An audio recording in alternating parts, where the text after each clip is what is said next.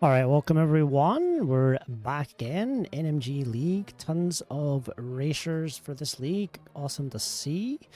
We have the Masters for bracket. We have Jesse RS99 and DarkenedSky with us today.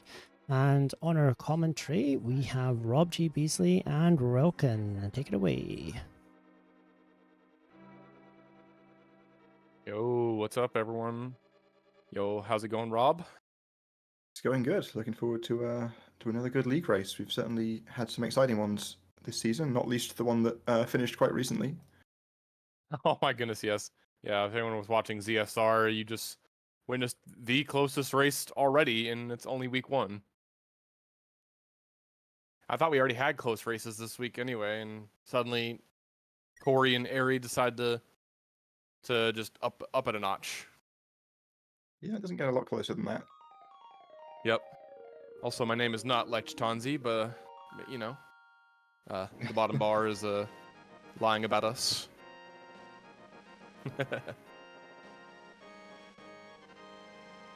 Thank you, buddy. Thanks, buddy. Also, I would just like to point out, we saw briefly there Sky's NT, or I guess FX pack screen of hover fans. Wow.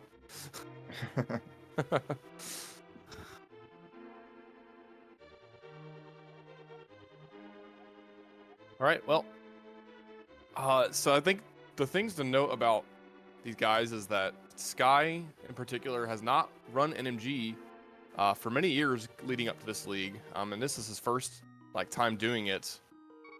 I don't know exactly when he stopped doing NMG, but he says it's been years since he picked up NMG, so it is good to see him do it again. Yeah, for sure. And yeah, as you say, he's not been running NMG, but he's still been around in the community. Certainly a name I've been seeing in other places. Yes. This guy plays a lot of glitch rando. He also played regular non-glitch rando for a good time, but I think he has taken a big step back ever since. But once again, good to see him. On the flip side, though, Jesse is very involved in the rando and NMG scene. I think he's done it. He's probably done almost all of the NMG leagues. I don't think he's done every one of them, but he's done most of them. So good to see him return. Love to see the participation. Yeah, looking on the website here, it looks like Jesse has played in 5 of the 9 seasons, including this one. Okay. Well, I mean, at least I was correct about most of them. That means it was more than, more did than didn't. Indeed.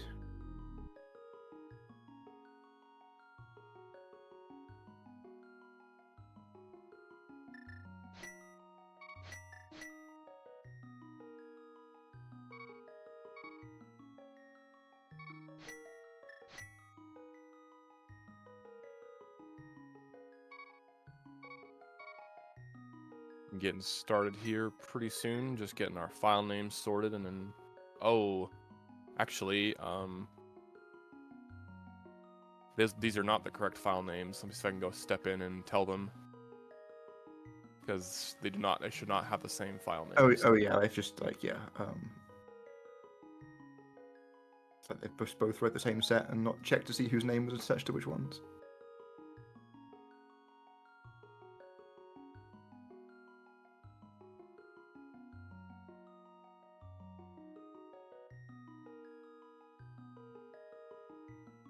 All right, good. We caught it.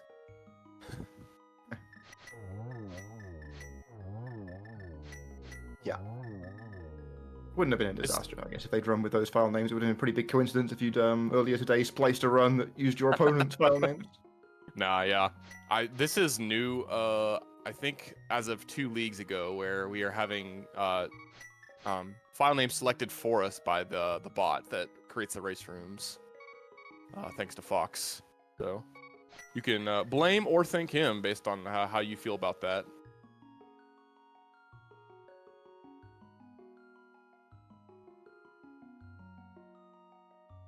And we are just about to get underway here, so I am very excited.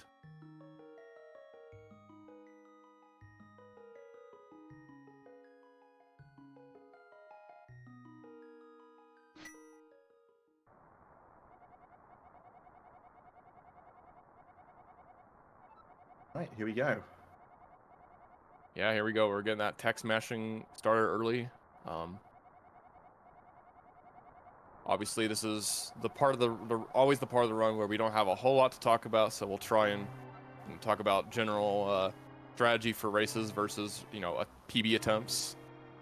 In races, typically, if you're not confident in your ability to stay alive because you take it riskier during your attempts, you might think to do a couple things differently than you would during your PB attempts, like grab extra heart pots, maybe even pick up one or two different safeties. Like for some reason, if you pick up if you don't pick up mushroom in your PB attempts, but you want to in races just for safety, that's perfectly acceptable. The mushroom is only like 2 or 3 seconds to grab, and then however much time it takes for you to do a fake powder in certain spots.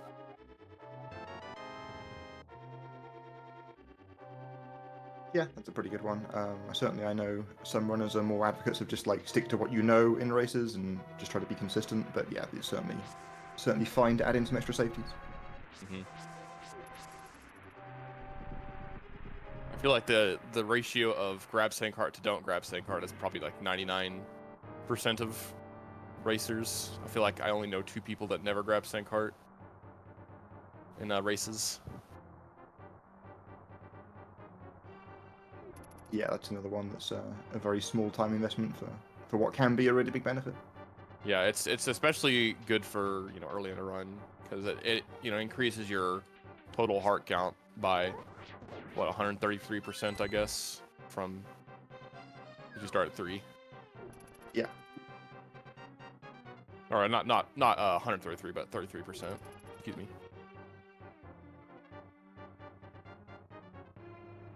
But yeah, for sure, that extra heart matters a lot. Like the early game, the Helmasaur fight, and then Misery Mire are probably the biggest places where having extra heart can help you out.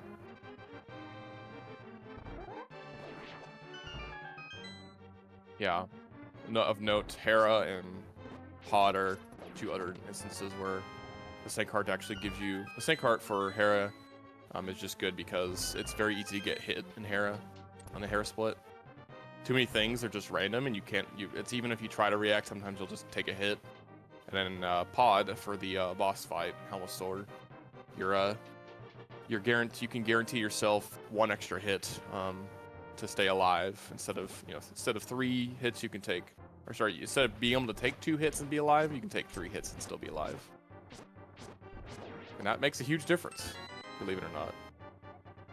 All right, so we saw 8 slash on both ball and chain fights here. Looks like they both went for 8 slash, so no safety 1 pot strats. Yep, we get the small divergence of talking to Zelda first on one side and opening the chest first on the other side.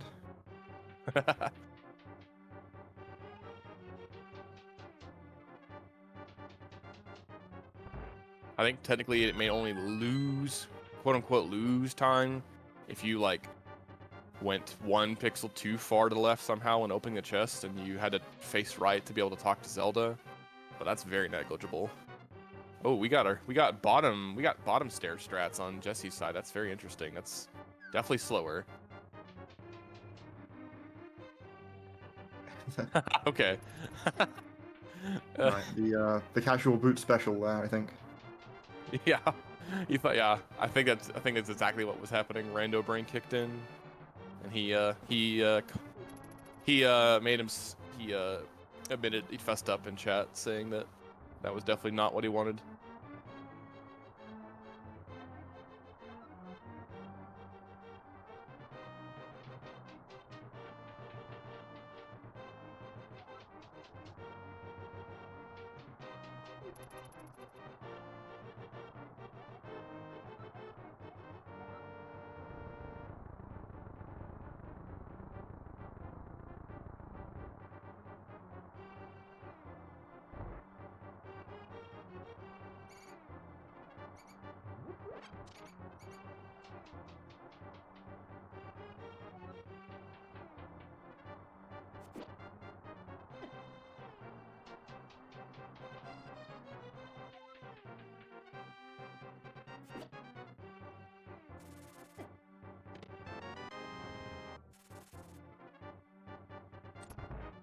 It's like a little bit of unfavorable RNG on Sky's side there, getting to that chest. Makes it out with a heart and a half to spare, though. That is perfectly fine and reasonable. You might be a little scared if you were on half a heart, because that means you have at most one hit to take, and not die. But we are perfectly fine. We have many quarter heart hits to take and still be alive, make it through escape. Survive in advance, as they say in brackets. Yeah, it's like Jesse had a pretty rough time with the key rat there, but in the bigger picture, yeah, not a huge deal to lose that little bit of time. There's a lot of run ahead.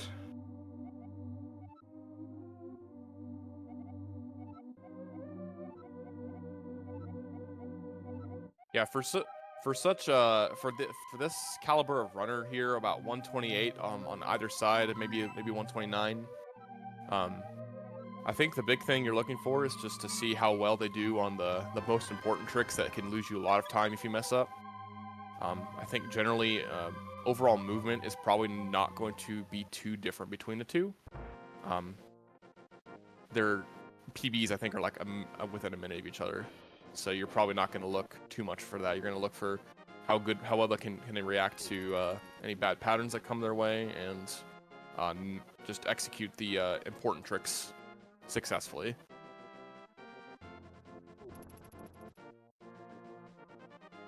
Yeah, it's going to be a few splits before we get into the really important tricks, but still, still got to get through this early game and make sure you stay alive first.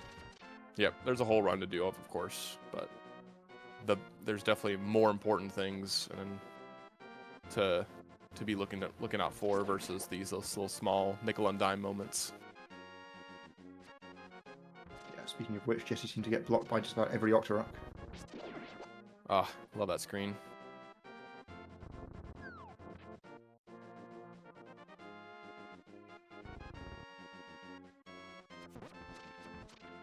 I find it very rare for that Octorok going toward that Armo statue to cooperate and not be in your way. It's not often just out of your way.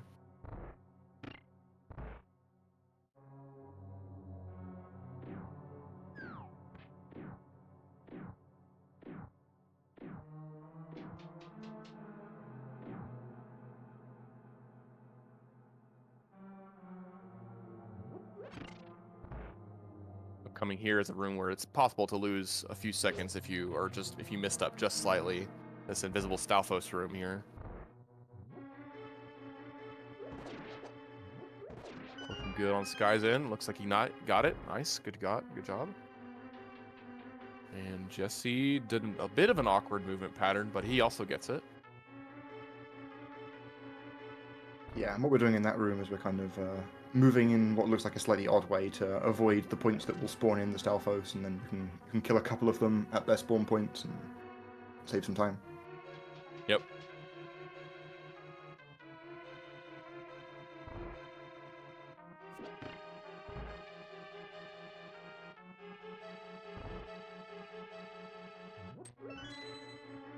We're going to grab this small key in this pot here. You're going to go back to the left. And we got the next room where we are looking for a nice little strat to save a good amount of time over a normal way of doing this room. The big key chest deboost, or anti-fairy deboost. You take damage off that Popo, and then you lift up the pot and get hit by the anti-fairy while standing on the switch with your iframes, and the switch will trip. But you'll take a heart and a half at the very least in the process, but you will be able to get the big key much faster than if you had to kill all the enemies to release the anti-fairies. And they both... Yep. Both got it. Yeah, pretty good boosts from them both. Can gain or lose other little fractions of time by where exactly you get boosted, but both of them were pretty fine there. You can get boosted south and have to walk back up a little bit sometimes. Yeah. I'm not sure how easy it is to really control which direction you get boosted. I mean, you could try to like stand in top right somehow. I feel like it's still a little bit random which way you get sent.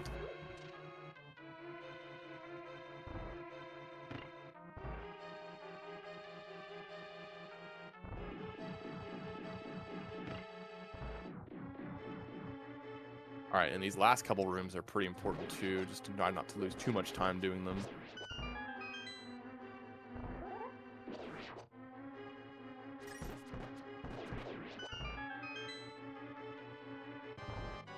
Successful on the side of Sky.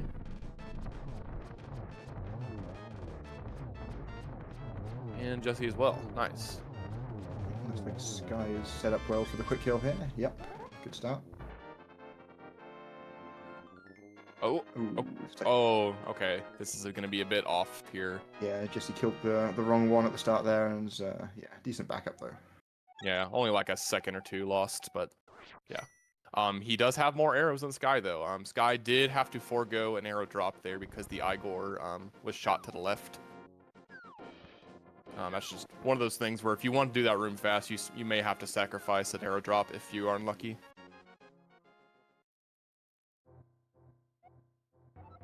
You can, of course, get an extra arrow pot in the back of the Desert Palace dungeon.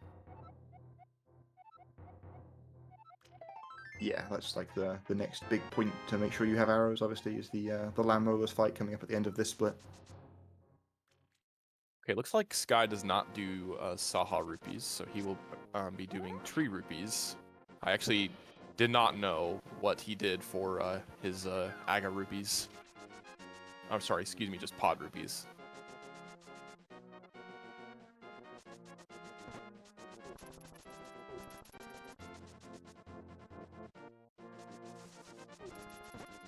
Oh, Jesse barely avoiding that rock from the Octorok. That is... It's very rare to get hit there. I say that, but I got hit there in my race earlier this week, so, you know, never say never.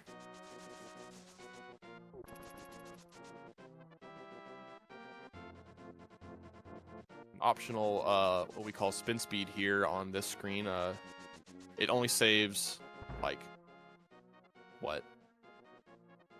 How many frames is it possible to save on that spin speed there? Yeah, I'm not sure. It certainly isn't very many. Mm-hmm. But neither of them go for it. I'm not surprised.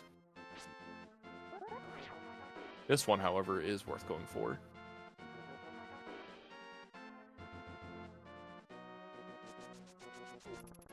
Yeah, that one saves a decent amount, and it's not as fiddly to set up because you're just on the stairs anyway. Yeah, it's true. You can just hold down right, assuming you got it, and you're off.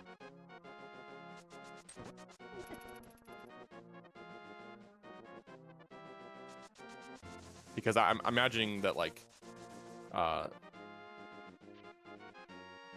believe they say that you have to do a cardinal input on the stairs to be able to activate spin speed. Does that like just automatically happen if you're already on the stairs or something? That's why holding down right will just work coming down the stairs. So I think the technical explanation is that you have to leave. You can't cancel stair lag. Is basically the thing. Oh really? Like you have to leave them in such a way, like you have to either leave cardinally or like be holding a diagonal like before the end of the stairs, like the Oh, okay. like the tapping to the side that we do to cancel stair lag will not let you leave the spin speed. Okay. Would canceling stair lag like disable your spin speed? Like would you have to do another spin? I think you could just touch the stairs again. Okay. I actually did not know that. Thank you for the explanation. I know sometimes I would come off the stairs and it wouldn't work, but I could touch it again and it would work. But I was just scared that maybe I did not do it right. You know, do I spin again? What happens?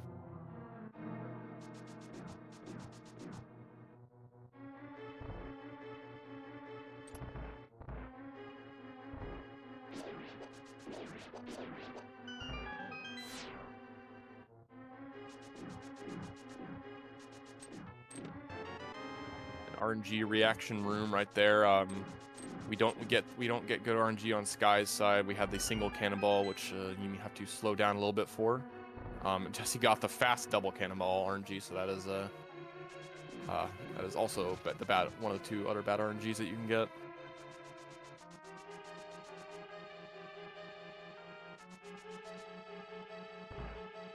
I say fast, but I guess I mean slow.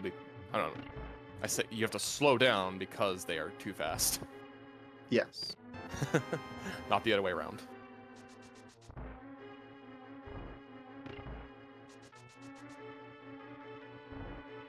neither of them happen to grab the backup rupee pot there. They've both got the 5 that you need.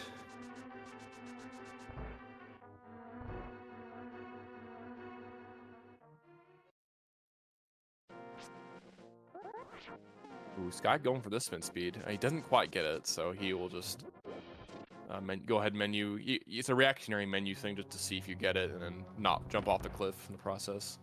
Jesse flat out does not go for it, so he gains a little time back. Yeah, I don't know if those two go for it in PB attempts, but that is definitely one of the instances of a time where you might want to adapt a strategy in a race, because like you don't save very much with that spin speed, but if you throw yourself off the ledge, you lose. I don't know exactly how much, but it's got to be more than a minute. Got to be around 1,000,000 years, right?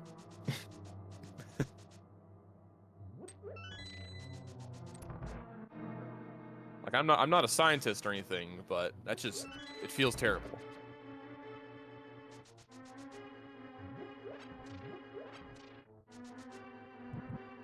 This guy picked up both the top pots. It is actually the top left pot that has the arrows that you need. Top right one has magic. All right, and here is the hardest part of this split in terms of the RNG and how hard it is to do this fight fast.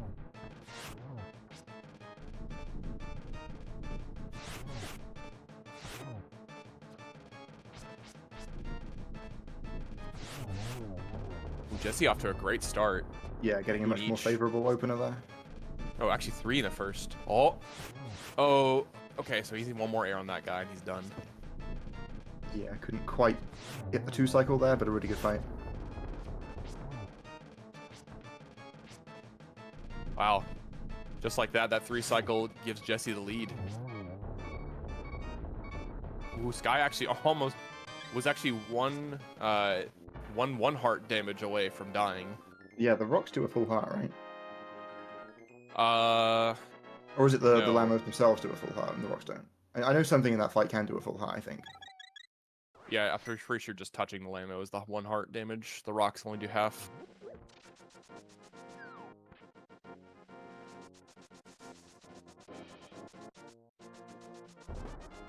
Alright, so Sky's arrow count coming out of Desert is a bit low, so he will have to hope for a drop between here and when he leaves Hera, or else he'll have to grab the arrow pot in the Death Mountain Descent connector cave.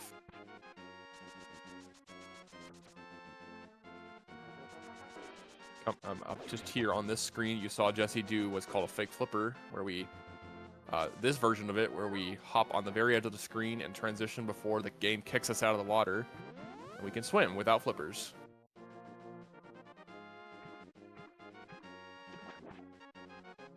Yeah, it always amuses me how like fake flippers just does sort of so little in NMG. Like in theory, it feels like you go to sequence break all sorts of things, but it turns out you can just like save a few seconds of overworld movement with it, and that's it. Yeah, that's a decent amount of time. I think it's 10, could be 10 seconds.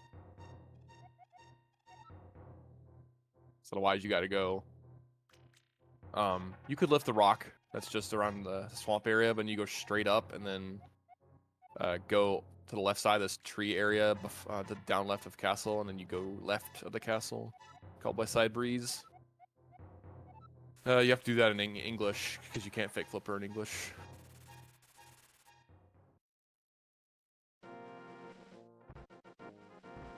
All right, so speaking of those bad screens I was talking about earlier, and how we like to have sync heart for Hera. Oh my goodness, Jesse. Oh goodness. Yeah, Death Mountain is happening. This is one of those screens that just loves to eat your lunch.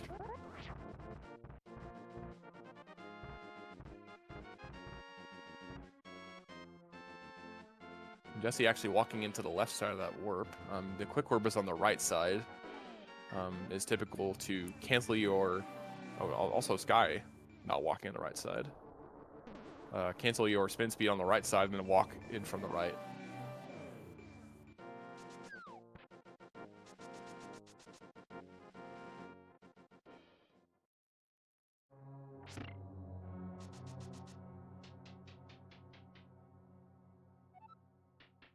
Okay, good.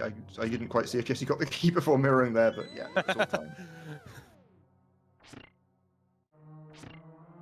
He did that. He did do that pretty fast, so I can understand the hesitation to accept that he did that room successfully and doesn't have to go back down for that key.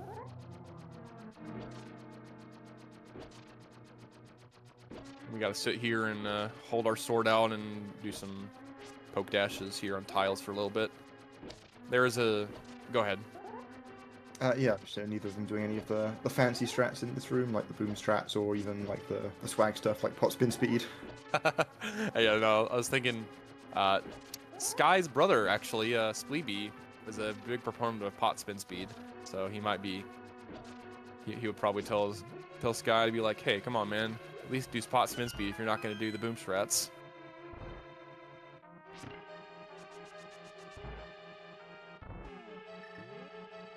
Yoho is also a big pot spin speed doer. All right, here's another one of those easy to mess up rooms. Let's see how it goes for Jesse. Good start. All right, good job. Sky looks like he employs a different tactic for that room. It's a little bit easy, but it's a bit slower.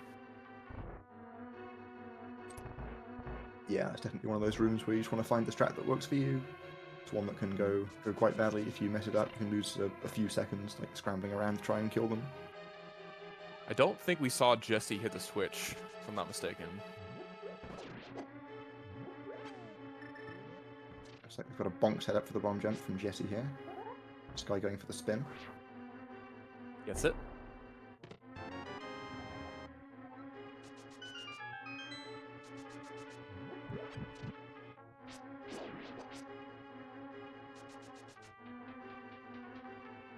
Good job dealing with that Kadongo and fire on Sky's side. That was a bit annoying, but he handled it well and didn't lose too much time. It's easy to lose too much health there and die by accident. Yeah. Looks like Sky did hit the switch, as you mentioned earlier. There's a switch you can hit that just changes those pegs so you can grab hearts before the fight. Obviously, optimally, you wouldn't hit it and wouldn't need the hearts, but especially in a race, you might want to be a bit safer. Oh, we got a fall there from Sky on the top left. Oh, and Jesse. Oh. All right, we're all fair here. Guy getting a head start on the refight. Ooh, that was a bit of a risky dash, but it worked out. Oh. That was a little close. Yeah. So the okay, now Jesse's in damage. Oh, they're both in OPO mode. All right, let's just hope we both get through the fight. That's all I'm asking for now. No.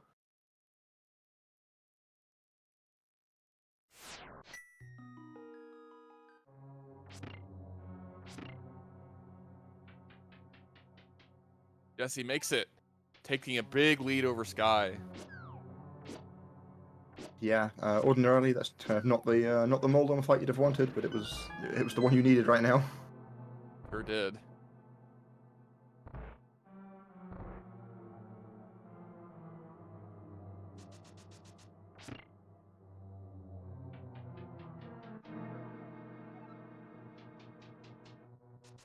Hera is the worst light world split, for sure.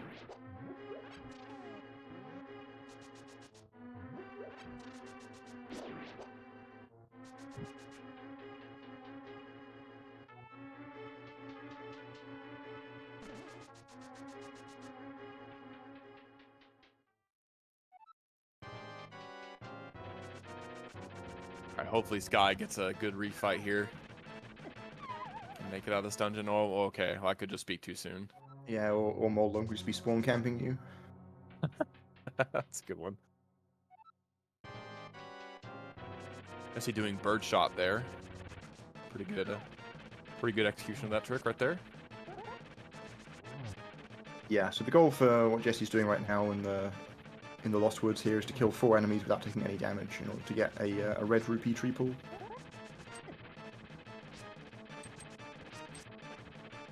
Oh, so close. Oh, Okay, yeah, there we go. all right.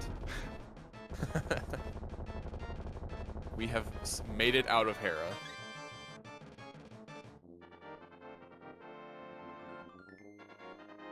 Jesse pulling that pedestal and getting his Master Sword. It's like just a hair over 25 minutes, so not the best Light World. I'm actually not even looking at splits right now to see where he is compared to PB.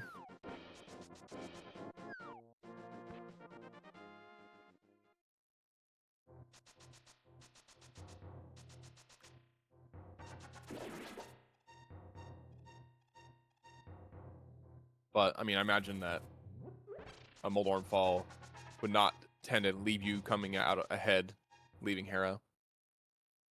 Yeah, that's, that would seem to be the case. Yeah. Looks like no mushroom for Jesse.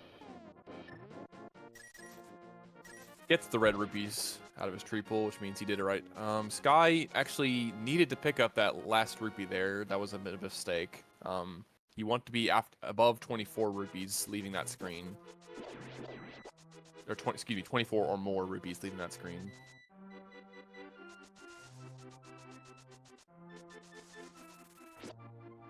So he will have to get an extra rupee drop somewhere, or there's a pot with 5 rupees in Aga Tower that he can grab.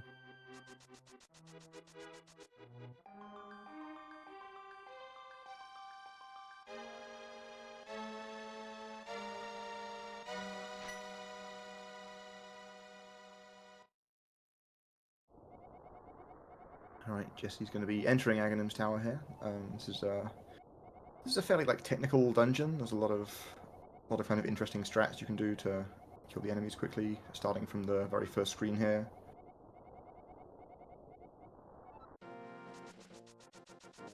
And this room is pretty important for setup for later in the run, and we want to dash into those guys when we kill them. That way they do not drop anything. Their specific prize pack has a fairy in it. We want to save that fairy for the Turtle Rock dungeon so we can get back to full health. It doesn't always happen even still, but this is just a way to ensure that we don't get it before Turtle Rock.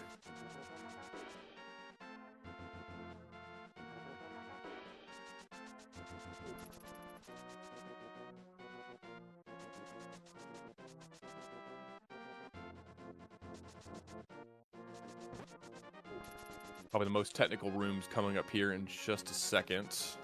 After this key Bogard room.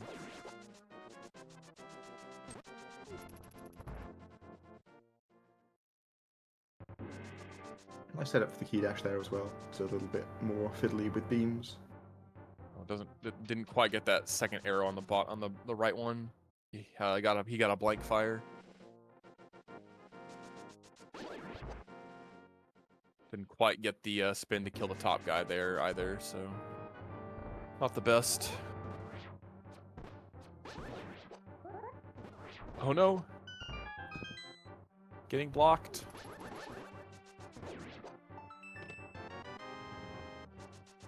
This guy successfully gets the dash kill as well.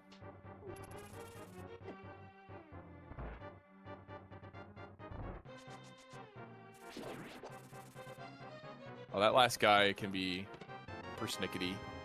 Feels like sometimes he'll just hit you no matter what. Most of the time I feel like he doesn't, but sometimes he just does.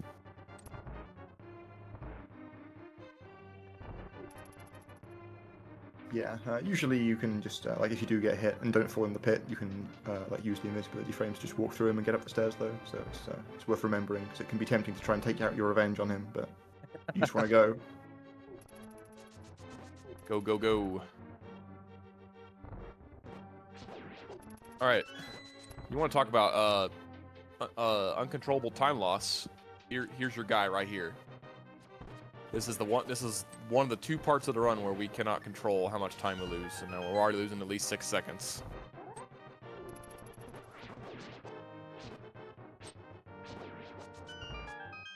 This guy, every blue ball that he spits out at us loses at least 6 seconds. It's around 6 seconds, I should say. Every third, for the 3rd and 7th and 11th and 15th, that is an additional 6 seconds lost because of a lightning cycle. So we want to see as few blue balls as possible, and I believe we are now on 3 on Jesse's side.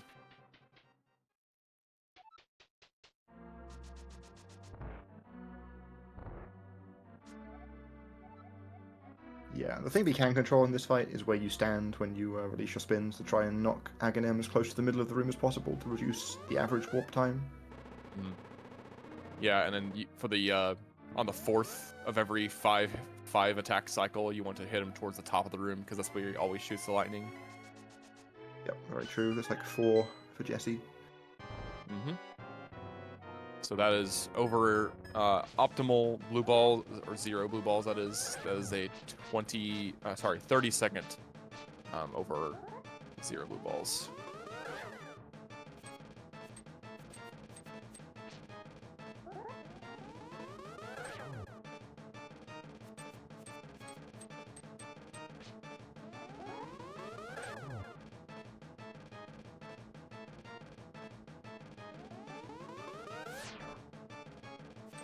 We've seen at least 2 on Sky's side so far.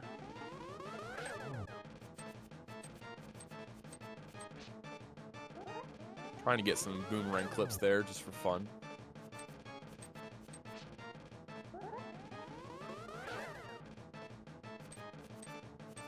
Oh, we're getting spoilers in chat. Looks like he got 3. Oh no, that looked like 2. If he dies before a lightning, that's 2. Yeah, because 3 would be a death immediately after a lightning cycle, so I think that was 2.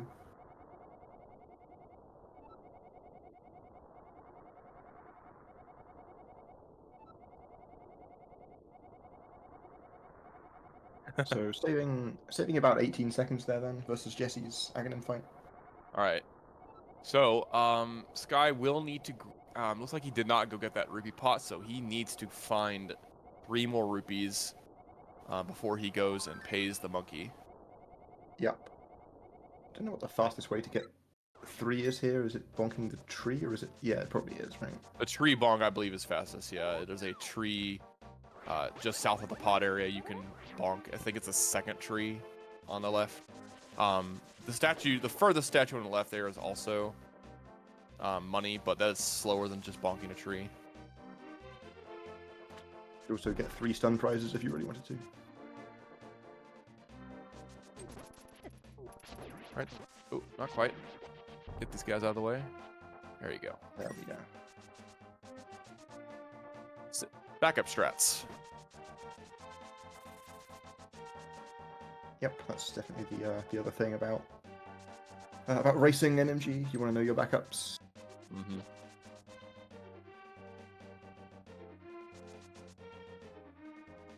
So our first dungeon here in the Dark World is the Palace of Darkness, or Pods, we like to say.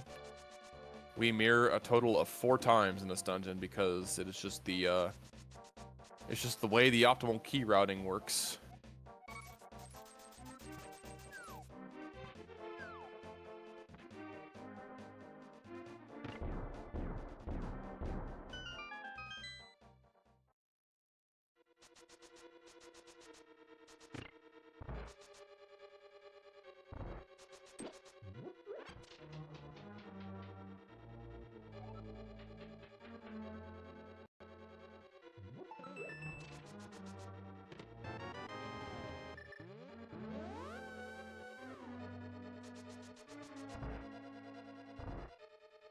Here is the hardest trick of this dungeon right here, the hammer jump or hammer yump.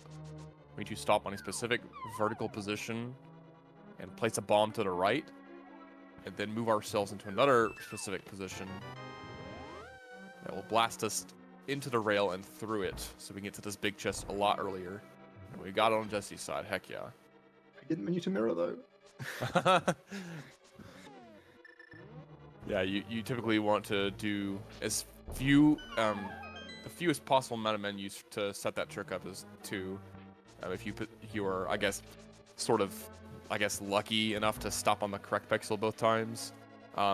It loses less time if you don't get it on the 2nd menu after menuing back to the mirror, because you could sword buffer and maybe save yourself from having to menu more.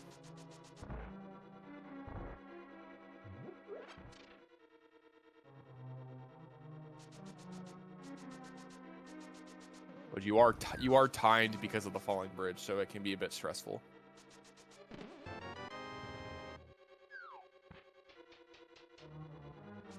Yeah, we're going to see how Sky handles it now.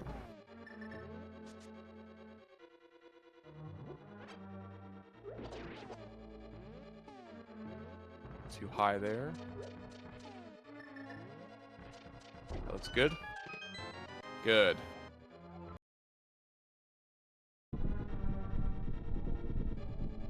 I like it when we don't have disasters at Hammer Yump. Yeah.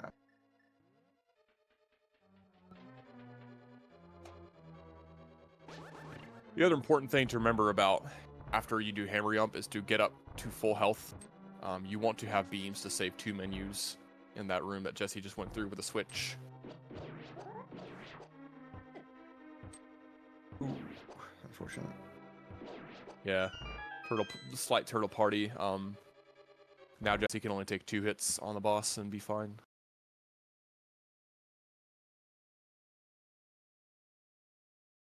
Oh, I suddenly see 2 skies.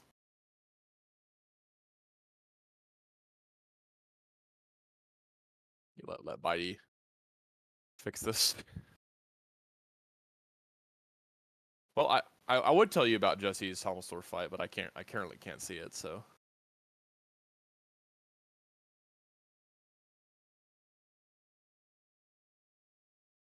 All right. Well, I'm just going to hope it goes well.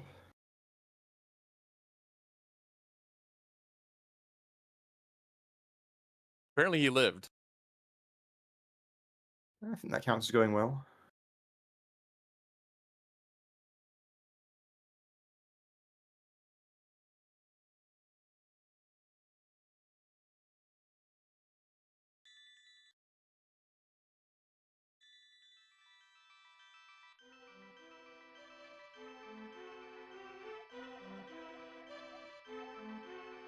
We shall just sit tight for a second.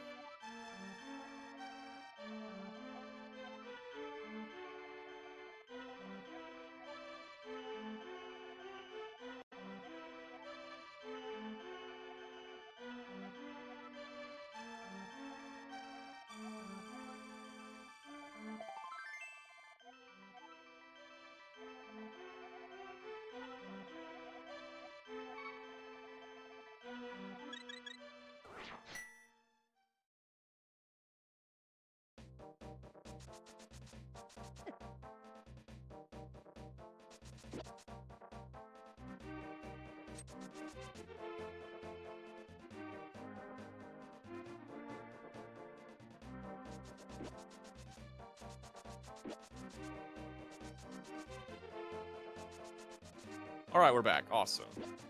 And looks like we lived, although barely on the Sky side. We're down to 2 hearts. Whew. Or I guess we were down to 1 heart because he picked up the heart container.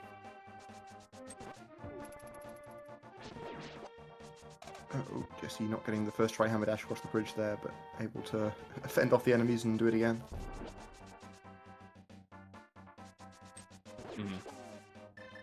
Yeah, I'll go ahead and give you a brief overview of how the Helmstor fight should work in an NMG run. For the longest time, we didn't know the best way to deal with Helmstor. It's a bit risky the way we used to do it. But the spin speed method was found where you could use your spin speed to extend your hammer's upward hitbox and make it a lot easier to hit Helmstor on the second phase. So the idea is that you come into that room with your sword charged up, and then get up maybe like 1 or 2 hammer hits, and then try to get a spin speed armed. And if you find out that you got it armed, then you can just continue the first phase as normal, and get 17 hammer hits mask total to break it. And then you can get 4 hammer hits with an extended hammer hitbox due to spin speed to finish out the second phase. Another big strategy point is to be mindful if the second attack that Helma does is a fireball attack. A good strategy there is to wait to destroy the mask completely, a 17th hit, until those fireballs initially spawn. That will despawn them, and so that makes it a lot less painful to deal with.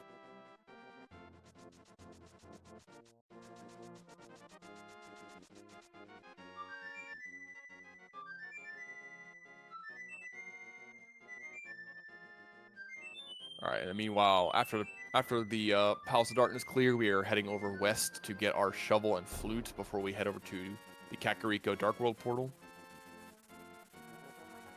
And we activate our flute on the way.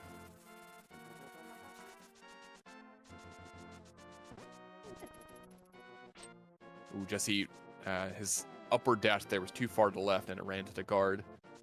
What you gotta do there is just start your leftward dash a bit earlier, or move to the right and dash through the guy to kill him.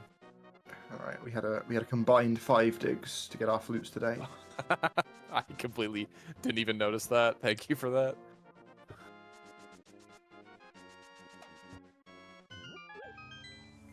Also, this screen right here that Sky is doing a spin speed on, we want to spin speed to get past that red guard because he is very fast. He is a pain to deal with otherwise.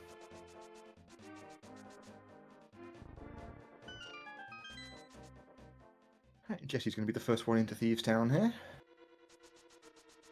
This is it supposed to be the 4th Dark Vault dungeon in like the the way they're numbered, but we're doing it second here. Partly because it's kind of convenient with coming to activate the flute, and but also because we get the Titan's Mitts from it, and that lets us get the Tempered Sword as soon as possible. Yes, Tempered Sword is actually the best way to complete this category. 80% no major glitches. It just increases the consistency of the end game. You could opt to do without the Tempered Sword, but it would probably take you at least a minute and a half or more, just because of the power differential. But yeah, to your point about how Thieves Town is technically the 4th crystal, based on the numbering that the game gives you on the map. It's probably because the Titan's Mitts, you know, let you open the last 3 dungeons number-wise, and so they thought it was appropriate to, you know, the dungeon right before the dungeon that needs that important item, the Mitts. So probably why they did it. Jesse just taking a complete beating there in Hellway. Yeah, that room sucks. If you get... The best way to try and do it is to dash without moving out of that doorway, and then try to time your dash that you are in the very middle, smack dab in the middle of that conveyor. Even then, you have to react to the bottom Patrick Star's RNG. If he moves anything, any direction that isn't up or down, then you can attempt to get a God Pixel dash. Otherwise, you have to adjust, and then it could go south very fast, as you saw.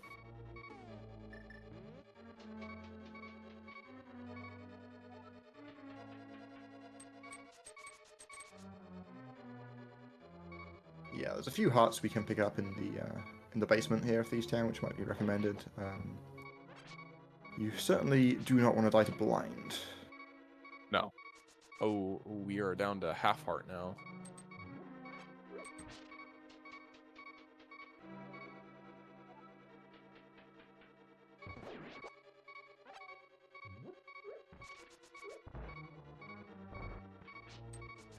I don't know if he picked up that first hallway heart. Oh, he got sniped. Oh, man. Just did not see it coming at all, I don't think. So that swings the race back into Sky's favor. Yeah, this is going to be pretty close now, right?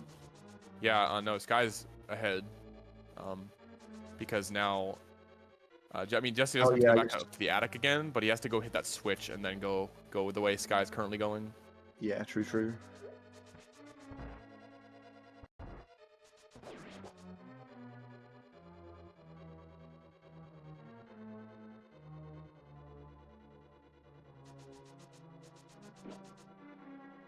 Second try at Hellway. Looks to have gone way better than the first. Still some kind of rough RNG, but at least didn't take too much damage this time. Sky having a little close encounter there with that red Zazak, but he did not get hit.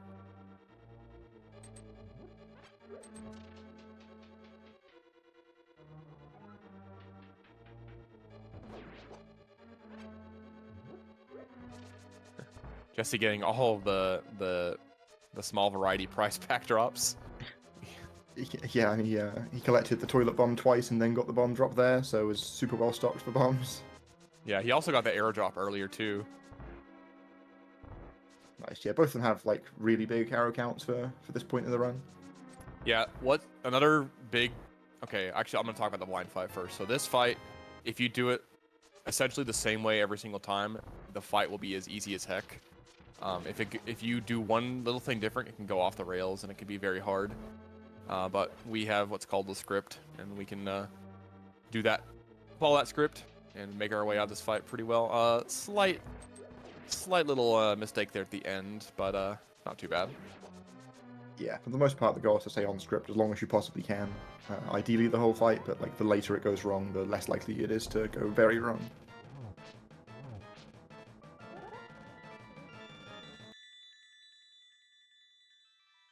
See how Jesse's script goes.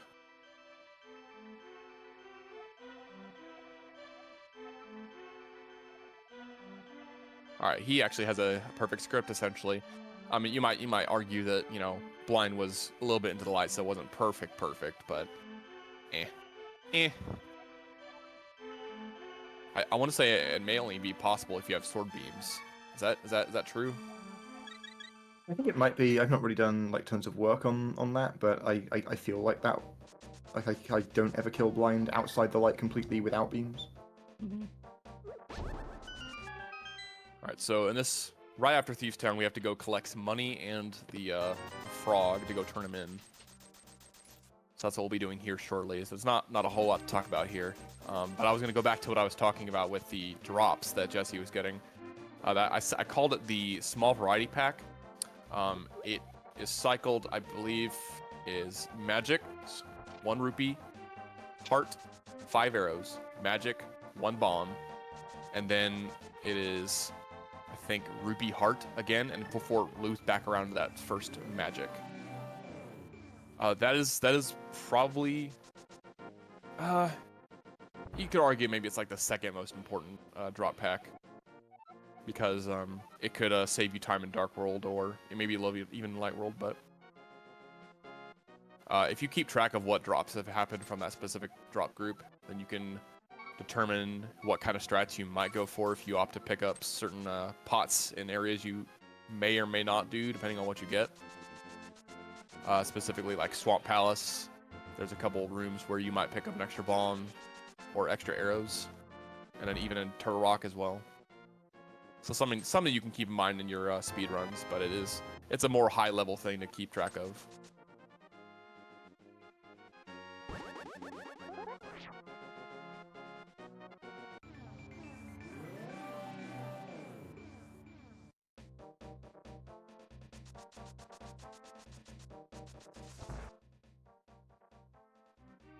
Right, 1 successful fence dash.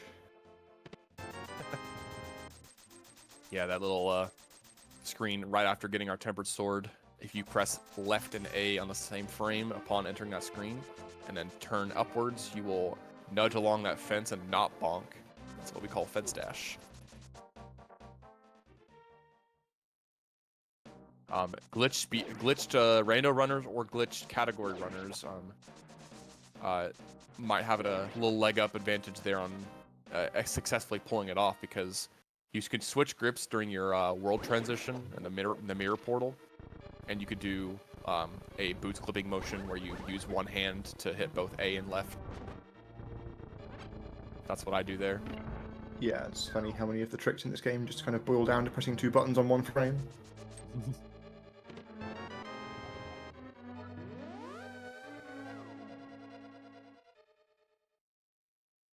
Alright, so first we gotta get the big key. We just made it through what's considered one of the worst rooms in this game. Those mummies are not fun to deal with. If you do what this strat where you kill those jellies first and then hold down and do a little wiggling on that statue and do it the same way every time, you may need to slash once or twice down to try and get the mummies off your back. But that is the best way to try and deal with that. Also, we do a bomb jump here in that big chest room to get the fire on. Pretty simple. We also take a fall after getting the fire rod because we don't want to deal with the guy leaving Skullwoods. Just gives us more iframes and is slightly faster than menuing to mirror overall.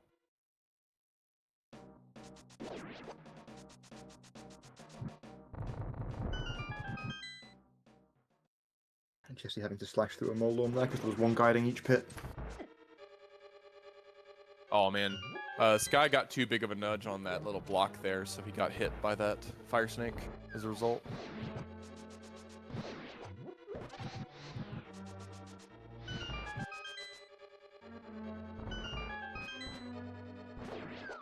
You want to be a little bit further to the left whenever you start that dash in the back of Skullwoods. Oh, getting Bunny Beam too. Yeah, the Bunny Beam there is pretty unfortunate.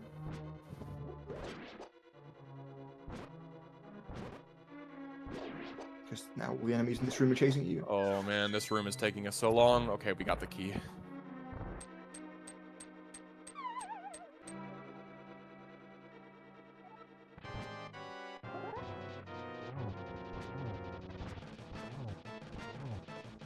Jesse could have picked up that magic there. That would have saved him time.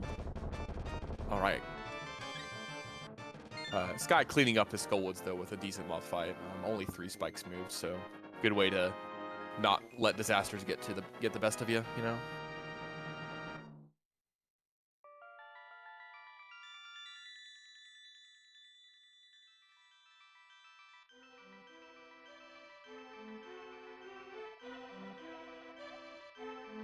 Slightly more trouble there on Jesse's side, but not too bad either.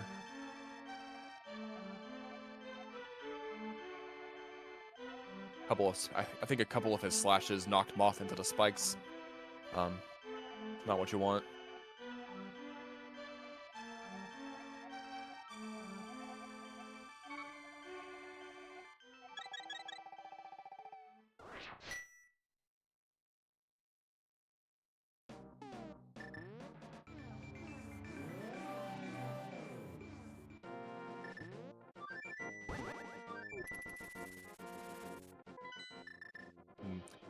Sky trying to get rid of that guard there upon mirroring. You actually want to dash into him. That is the best way to dispatch of him.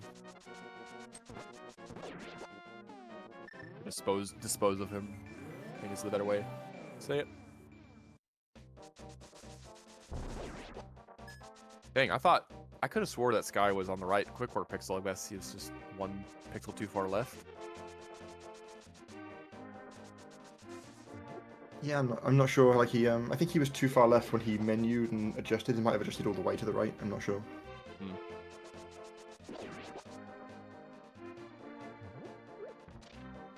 Jesse looks like Jesse doesn't even bother to try and do the quick work there. He just walks straight up.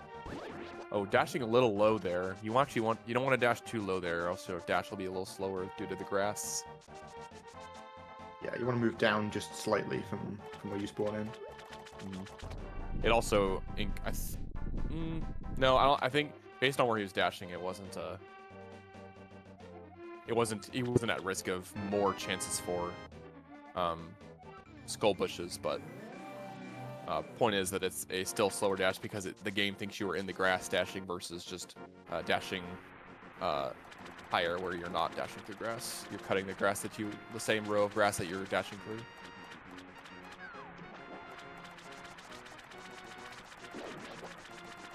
Also, you do not. I do believe. I want to say that you don't want to dash. Is it that screen when you're doing the ice split where you don't want to nudge against that tree because that will the Snapdragon will hit you out of your dash? I'm pretty sure that's the one, right? Could be. Yeah.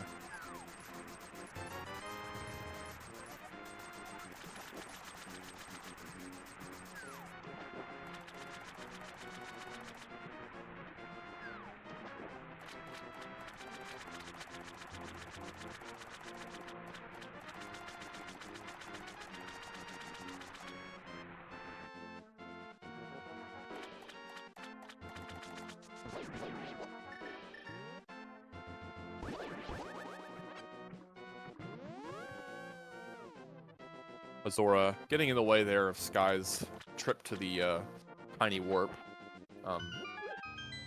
Play it safe though. You want to try and have beams for this first room of ice. Makes it, second room of ice makes it so much nicer. Jesse, they're showing us just how high you can actually dash at the end there. Like you can be so far into the dark blue water. Yeah, if you're too high though, then you will get stopped at a certain point, I believe, and so that will set you up to get hit by Zora.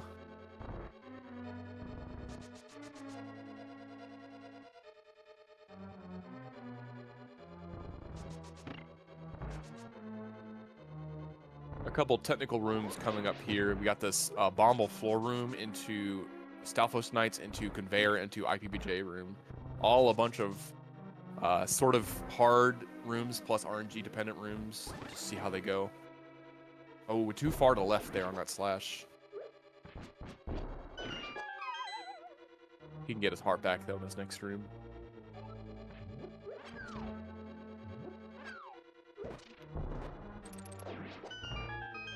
You do not want to move around much in that room. That will cause more lag.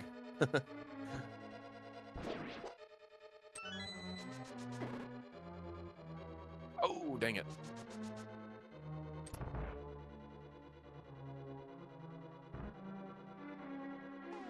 Nice dash turn set up for the bomb jump there. Ooh, he's a down tapper. He doesn't do sword buffers. He just taps down. So it's a glitch runner for you. We know how to press buttons for 1 frame. He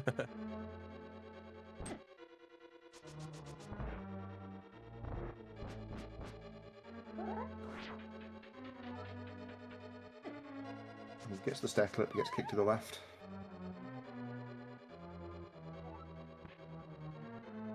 Jesse doing the face back up into the pit with your sword held out method of IPBJ. It's slower, but it is not as hard.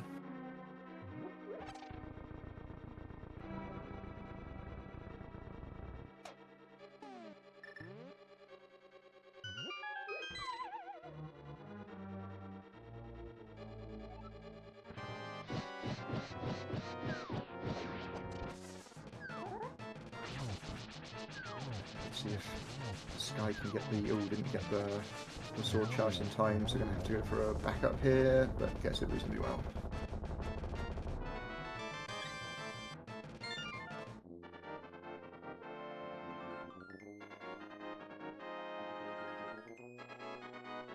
So yeah, another perfect cold stair fight from Sky, but given how badly that fight can go, definitely an acceptable one.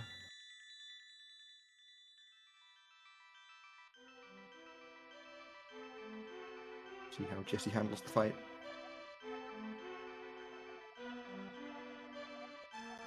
Oh no! Oh no! Oh my goodness. There is nothing you could do about this. You have to mirror out. Yep. Jesse is contemplating life. Yeah, that's a fair position to be in. You not get hit by the ice when you're right at the top of the screen, though? Or is that because of cold stair still being there? I'm not sure. I think there's certain pixels that will make you not get hit.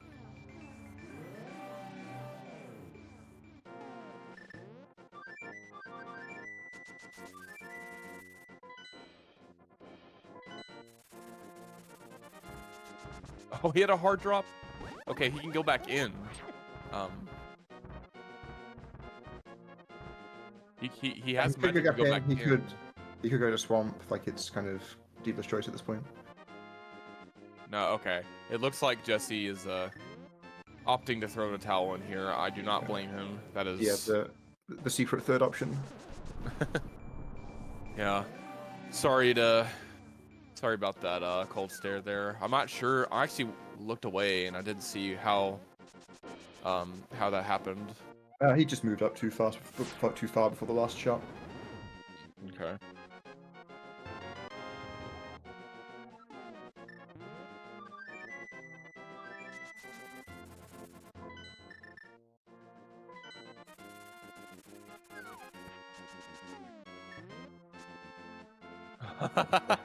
Nice.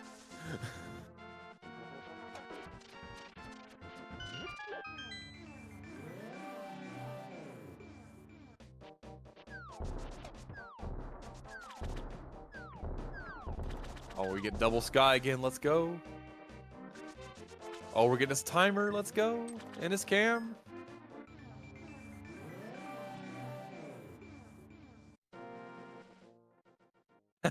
You get to see his Doki Doki Literature Club background.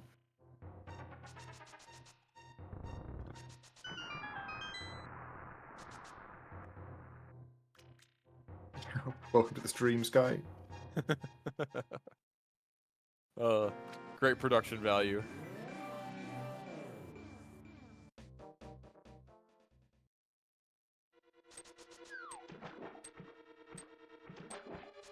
He's definitely listening to the stream because he's been typing in chat and responding to things that we've been saying.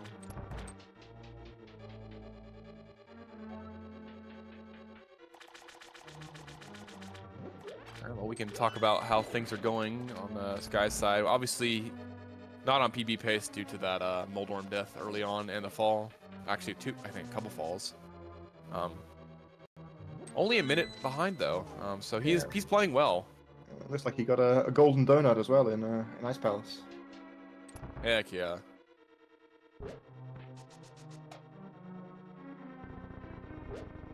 Love to see those little improvements here and there, despite you know how bad the total overall run is going. But get those nice gold in the individual splits.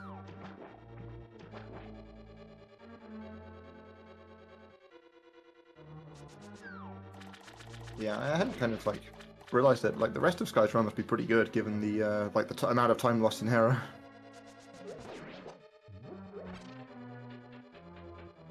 Yep.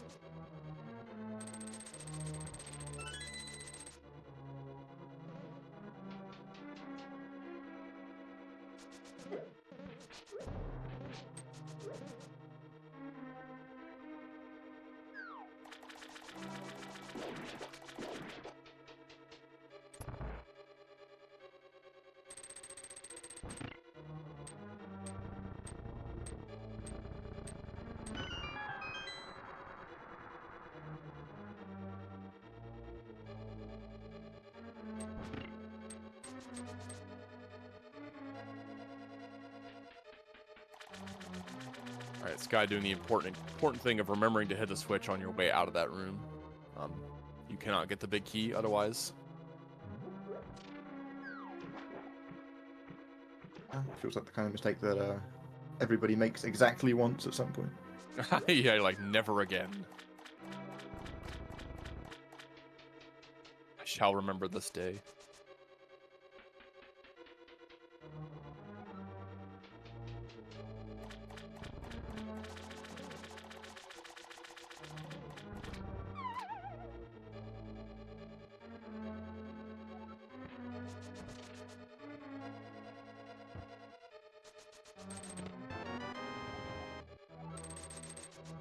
Nice chest turn.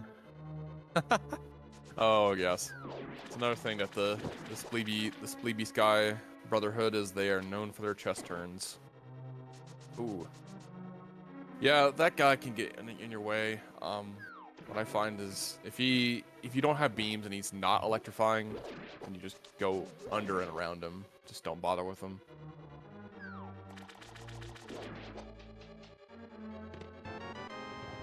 Oh, you don't want a chest turn there though.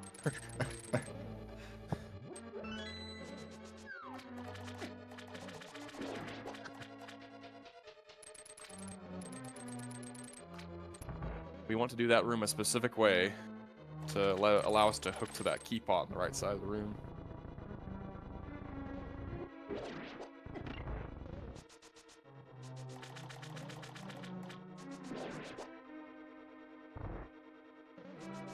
This guy has so many arrows, doesn't even need the pretty quick pot there, never mind the restock one.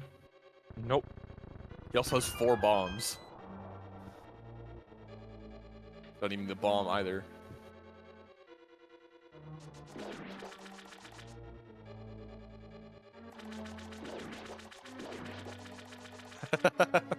Sky in chat saying chest turn bad habit. No doubt. You blame your brother on that one, okay? You know, or blame Mike for creating his stonks tracker that has the chest turn counter. That's what really is allowing, you know, rando runners to get their kicks with their high chest turn counts. It is pretty incredible though. That's a thing that it's possible to track. Like you can make it figure out if you did them or not. Yep. It's like Sky doesn't do the hook speed strats here, just opts for hook and slash.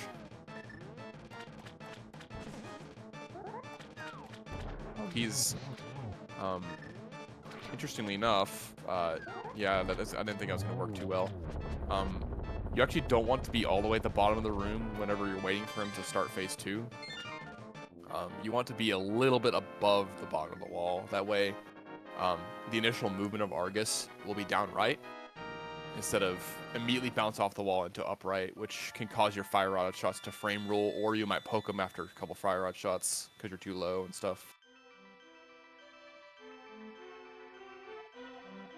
And yes, Spleeby in chat mentioning about the menu timing in Argus. You actually want to, right before phase 2 starts, Argus will rise, and when he's at the very top of the room, you want to pause there to save about 20 frames of downtime, waiting for Argus to begin phase 2. Yo, Mr. Buyer with the raid, what's up, dude?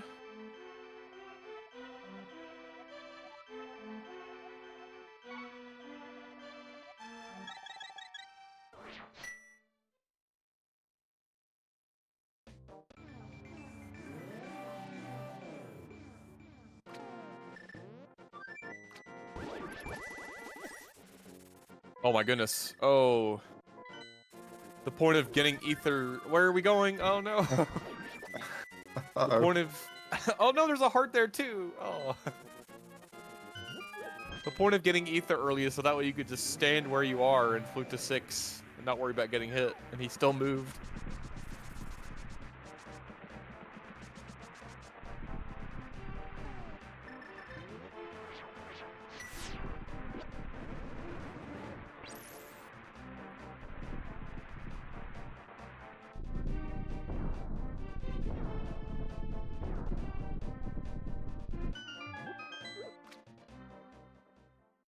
Oh, did we get a bird toss just then?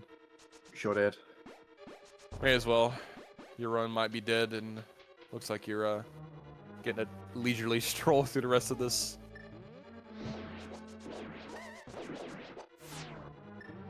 You also misfluted to, misfluted to 5, and therefore probably won't gold this split. Yeah, I think if I remember correctly, Sean, aka Secretly a Sliver, put up $1 per bird toss. So Oh, really? Nice. That might be some money to charity there as well. I will consider it then.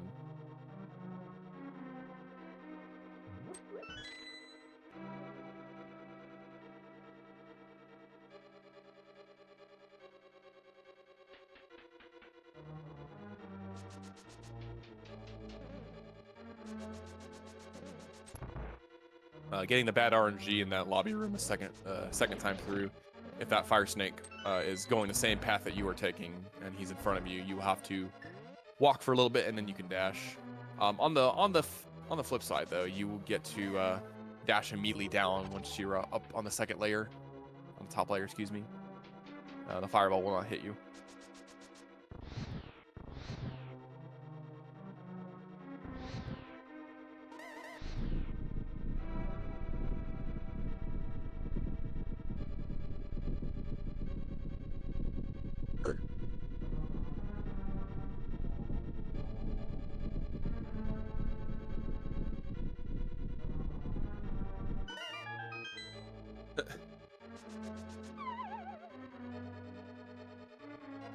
Yeah, we do not use the bow in Mire 2. We continue to use the fire rod.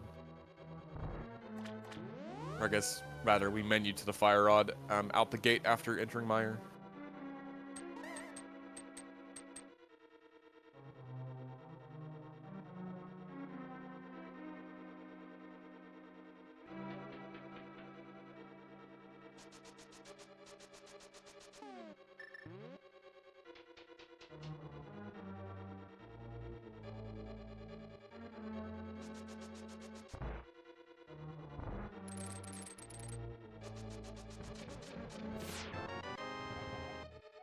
No, Malmo. Jesse walked too far up the first phase of cold and did not have magic. Missed a shot. Ran out of magic.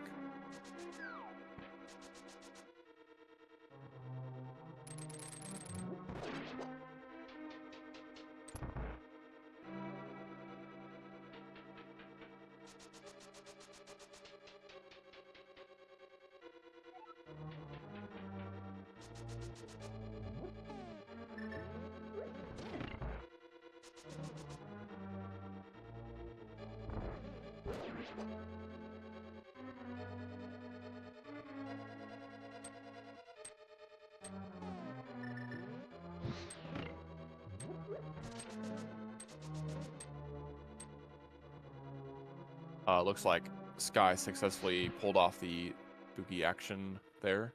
Looks Looks like like a he little was. low for that one. Yeah. We'll have to throw the pot here because he's out of magic.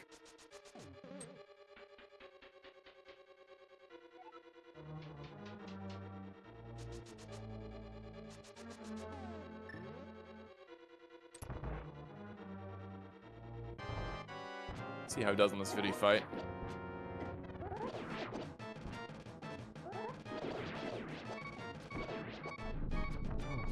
All right, good stuff. Good zero cycle.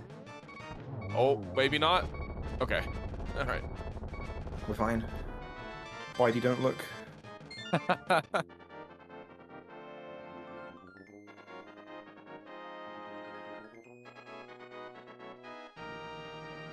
Oh, but that body. Okay, body said missed the 8th shot, and I thought he saw in the future and saw that this guy missed an arrow shot and had to spin or something. He was talking about cold stare.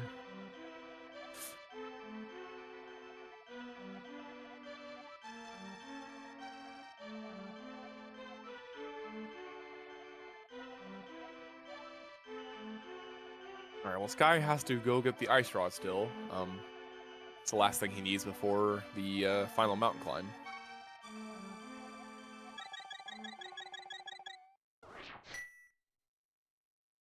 So it's a matter of personal preference where you do your shopping, as I call it. You want to do your Quake and Flippers, obviously, in the ice split because that is optimal. There's no argument to do it differently. But if you're getting some other safeties, you actually, if you go turn to Mushroom to get powder, you actually do that in Thieves Town because you have the flute equipped already, and you want to have powder. And if you're going to get half magic too, you want powder before you do the smith sequence. Other than that, though, the main ones that you want to concern yourself with is when you get ether and when you get ice rod. Some runners will get ether as soon as they finish ice.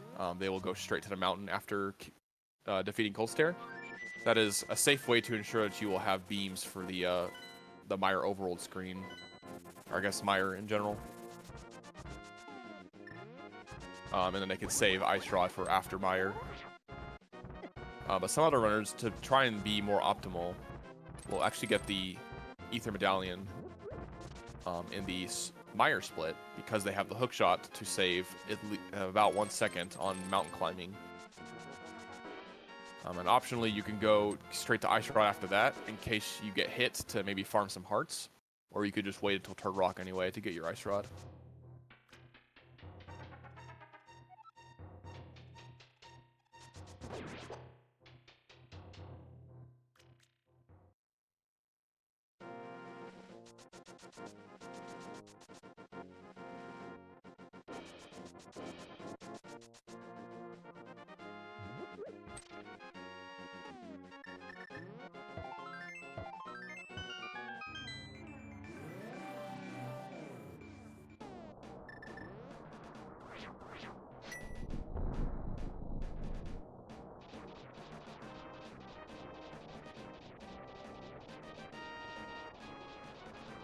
Looks like Sky had a bit of a menu mishap, so it's okay.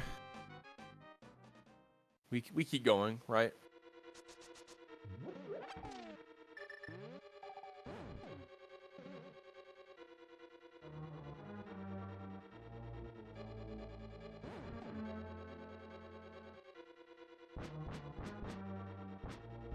Oh, Okay, I was hoping that jelly would stay out of his way, and it did. Thank goodness. It turned back.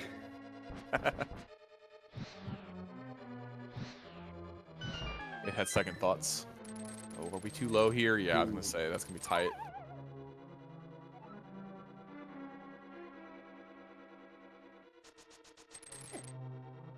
Oh, we were too high there. Get the best of both worlds. Oh, okay. Okay, that was fine. I was a bit concerned that hook shot was going to tink on the other one. We were going to take another hit, but Looks like he's opting to. Yeah, looks like he's opting to get Requiem magic. Yeah, he grabbed the heart there as well. That's put him back to being a fairy away from full health, which is kind of nice if you get the drop here. He did.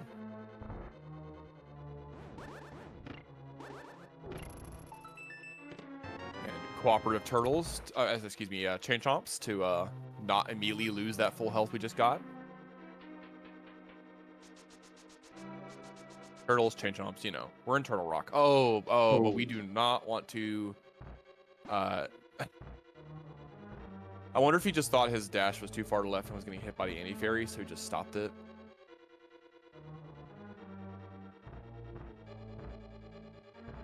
Yeah, you want to be further to the right on that dash.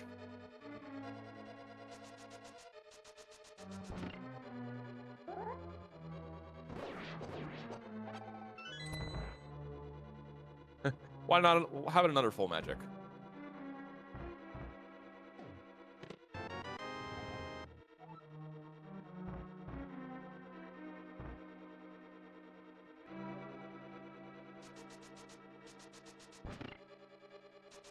Making sure to hit that switch before he carries on this dungeon. That will save time in a room coming up pretty soon.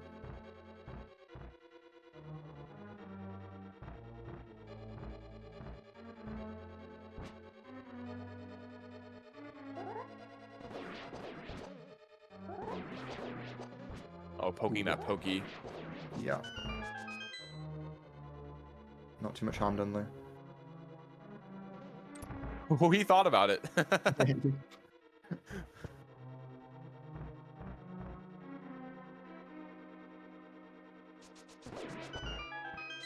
I do think he would have gotten hit for what it's worth, so I think he was correct to wait just a bit longer.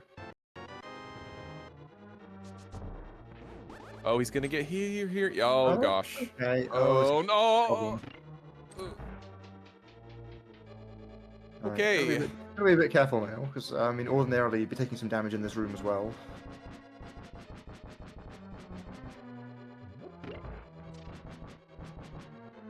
Yeah, you actually want to lay 2 blocks essentially back. Oh, he tried to delay his movement. He's gonna have to.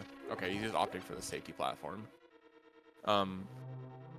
You actually want to lay 2 blocks back to back in that room. So you lay a block, explode it, and then lay another block at the same spot. That way you set yourself up to get past the roller after getting the key. You stand on the pegs, and that way you get iframes. Oh, we're using safety door strats. Safety door, yeah. Makes sense. Don't want to have to walk the whole way back through the dungeon. Especially as we are still in 1-hit KO mode to exactly that.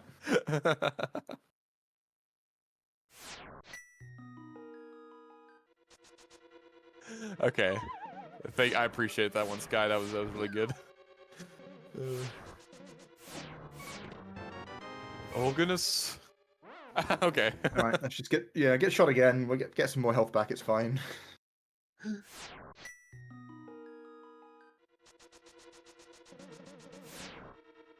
Thank goodness we're not running 80 RMG and we have to like mirror after the dungeon 2 or something stupid, but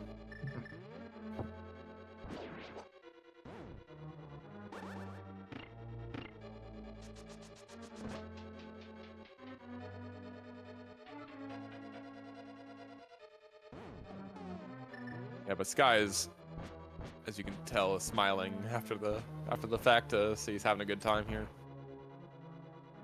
Not too annoyed.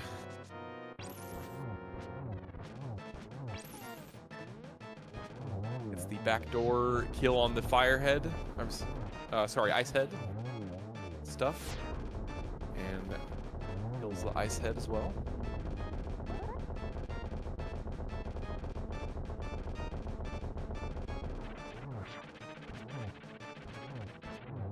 Oh, how did he not get hit there? I might have been a frame roll. Malmo, do your magic.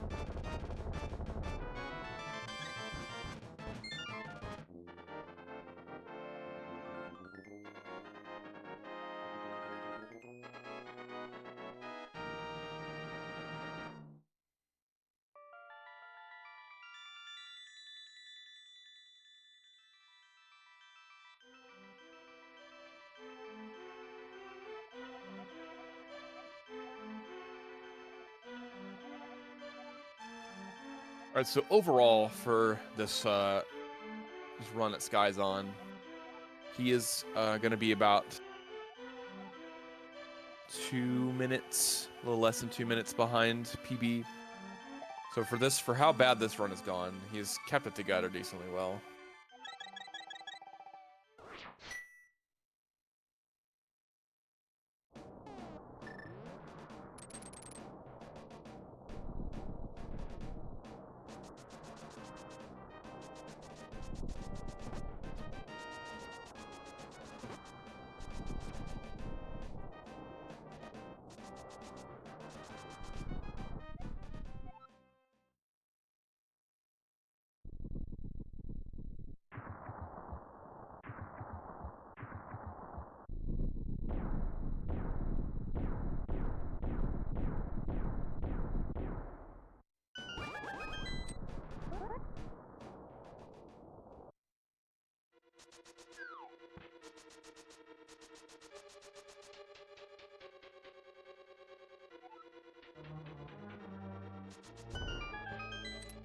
Alright, we're going to see torch key here.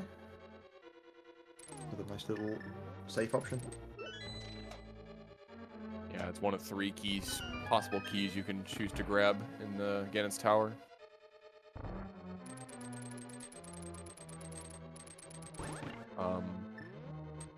Want to say it's the slowest option of the 3, maybe.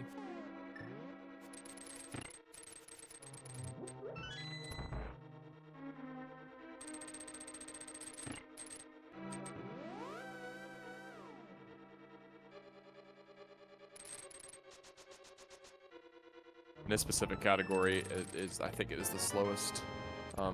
In other categories like ARMG, you might opt to go for that torch key to save time in a future rooms in the dungeon, but here it doesn't help as much to get that torch key. Yeah, because the chest key is much worse in AD because you don't need the magic refill. Mm.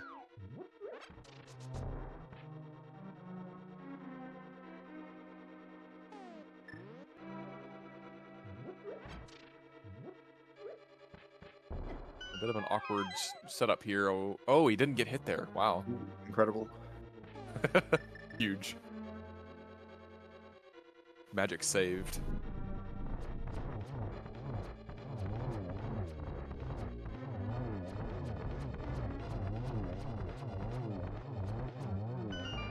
Alright. A bit of a slower version of the quick kill, but still gets the quick kill on Ice Armos.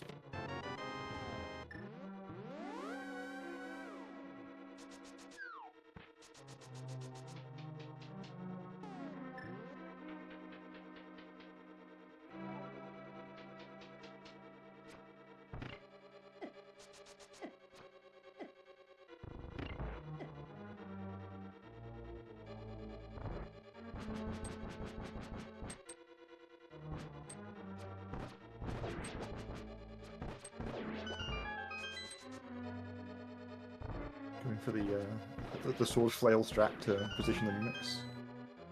Well, that room went way better. The first one. Oh, we tried to do arrow shot strats, but Oh yeah. run off. Yeah, unfortunately, if you don't get the movement right first try there, then you can't really predict where the spike is going to be. Oh no. Okay, we're through. Are we gonna see Josh fairies?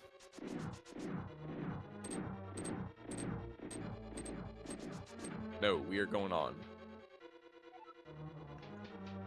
He had a bomb to do it. Well, technically, if you have one bomb, then you can just get the bomb in that room to make up for it.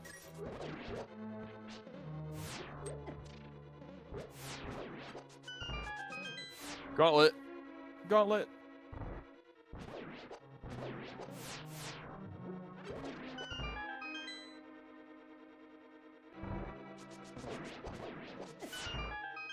Not going for that arrow shot there. He gets lucky.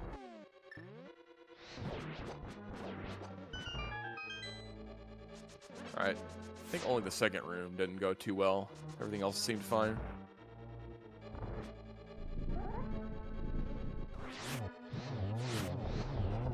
See if Lamo plays along here for a one cycle. Ooh, no. He needs a spin and a slash here. Okay.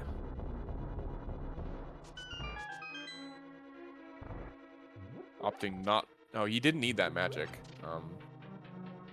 Because he didn't shoot fire rod shots there at the end. He didn't need to get that magic.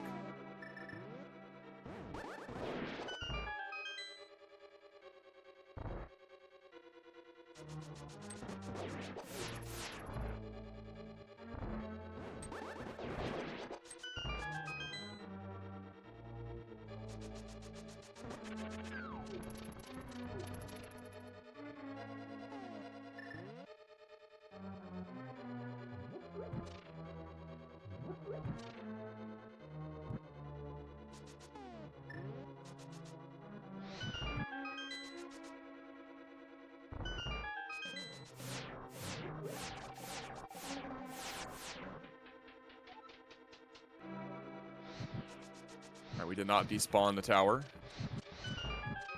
Excellent news. I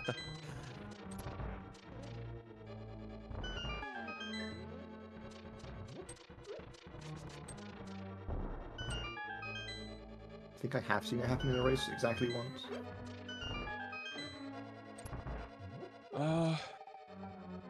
Was it an NMG race or was it a rando race? I think an NMG race. Okay. Or I guess I should say vanilla speedrun race, whatever. Yeah. Could have been a different category.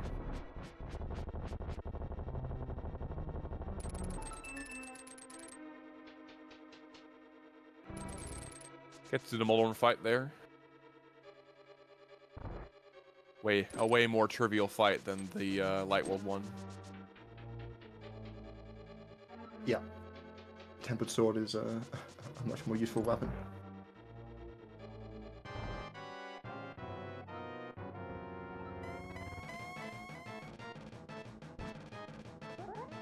See how Zagat 2 fight goes.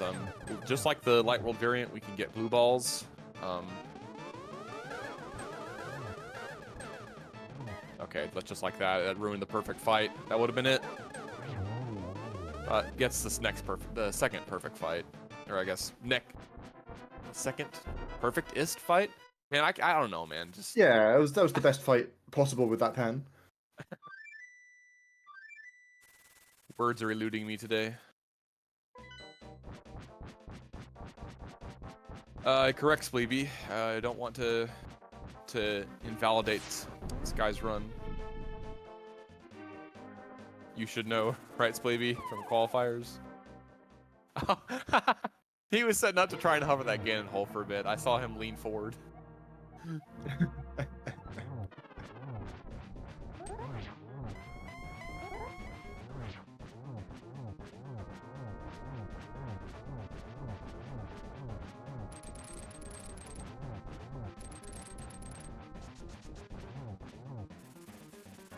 Instructing. I think he needs one more hit. Yeah, oh, I get it. I think he thought he had 12, but he didn't quite. He needs to be careful here and not die, but I think he's going for like ultra safe strats with the torches. Yeah, just use the hook shot as much as you possibly can to abuse the invincibility.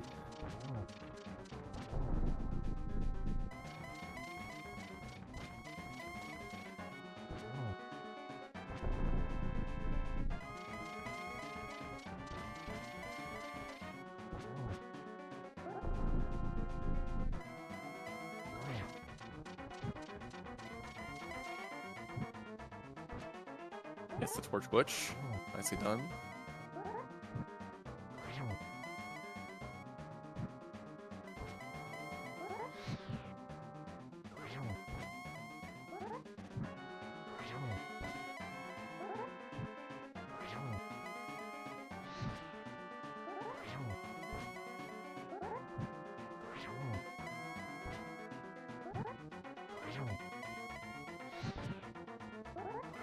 Couple more spins here. Should do the trick. Yeah.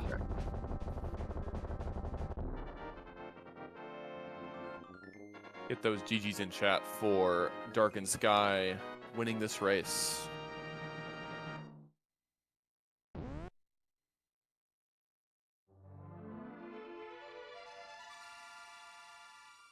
So there it is with an official race time of a 1:31.29.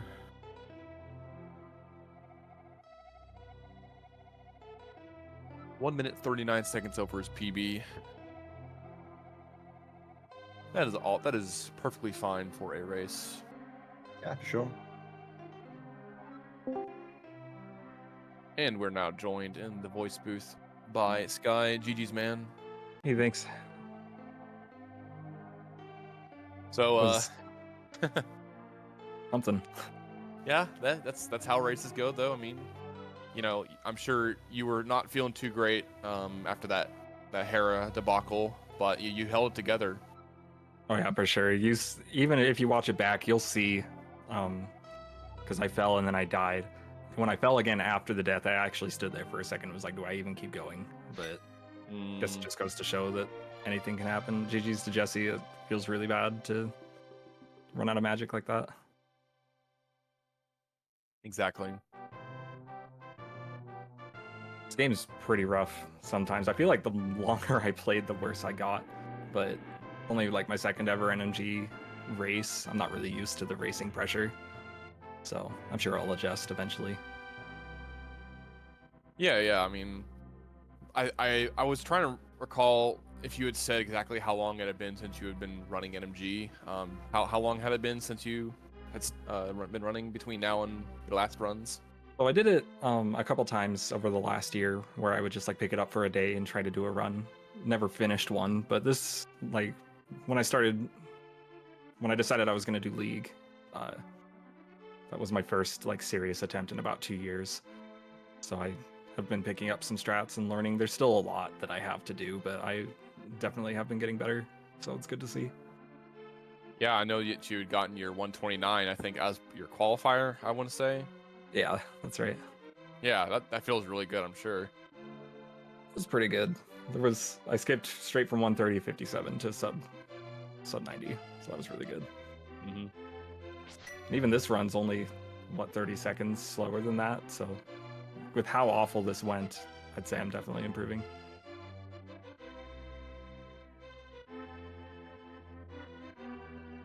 Why are you saying that? Oh, go ahead, Grob. I was just gonna say that's like those improvements. Obviously, that's something you see a lot from people who play like a lot of this game, but not a lot of this category, right? Like you kind of get good without reducing your PB, and then it can all happen at once. Yeah, for sure. Yeah, Body's saying that Cold Stare has been the ender of runs this week on this specific channel. So avoid this channel, I guess, at all costs? Question mark. It's a pretty rough fight. I even still go in and practice, and we'll fail it for like 5 minutes before I pick it back up sometimes.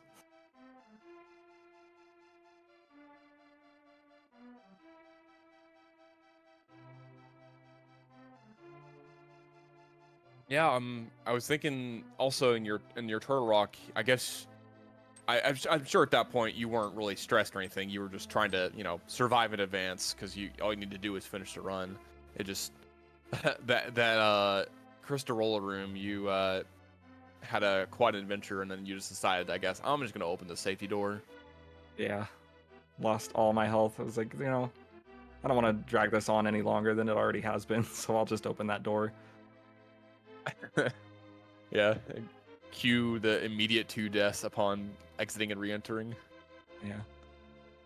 I'm excited to watch this back and see your guys' notes because I know that there's a lot I need to work on. Specifically, like both of the crystal roller rooms in Turtle Rock did not go well at all. And there Oh, were yeah, a yeah. few others, so I'm excited to watch back and see what you guys were saying about all that.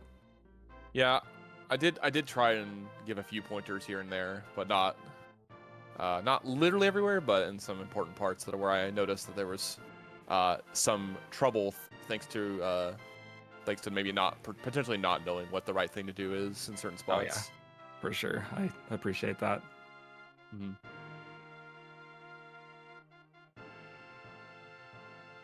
Yeah, thanks for the commentary and the restream. It's gonna be nice. Yeah. Glad to do it, and glad I was able to get comms in with Rob for once.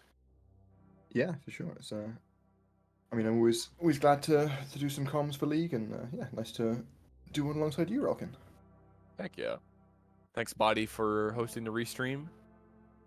So Sky, this will put you at 1-0 in this 3-week Swiss, so you'll be awaiting a fellow 1-0 opponent in your Master Sword division, right?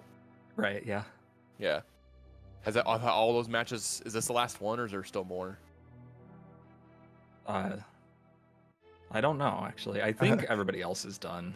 Yeah, this is the last one in Master Sword. I've got it in front of me here. Ah, perfect.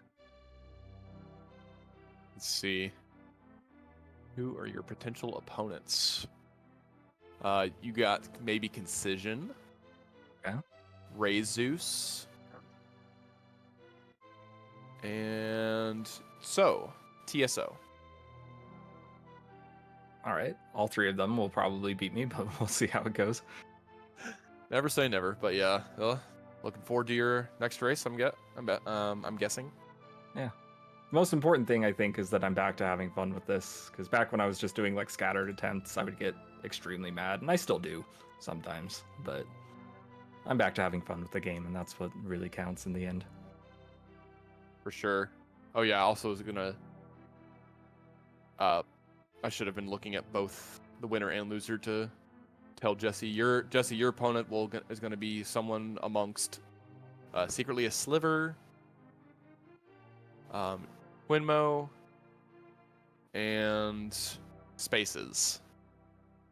So one of those three will be your next opponent. All right, any final words from you, Sky, before we hand it back to Bidey? I don't think so. Thanks again for everybody who put this on, Bidey and Rob and Roken. Appreciate it all. Absolutely. Thanks, guys. Been a busy week here, ARS, but tons of races on. Hopefully more to come next couple of weeks. If anyone wants to have do comms or anything, make sure you sign up on the League Discord with React with that microphone. If we don't get it on ZRS, I will always try and get it on here. And last but not least, we will always try to get it janked if that's not the case. Thank you to our runners today. GG to DarkenedSky. I think this was a second or third race, so that's a great race to get in there. Unfortunately, Jesse having a cold steer issue like so many before this week. It's been a rough boss. He's the golden winner of the Gannon Award this week, so we'll see what happens.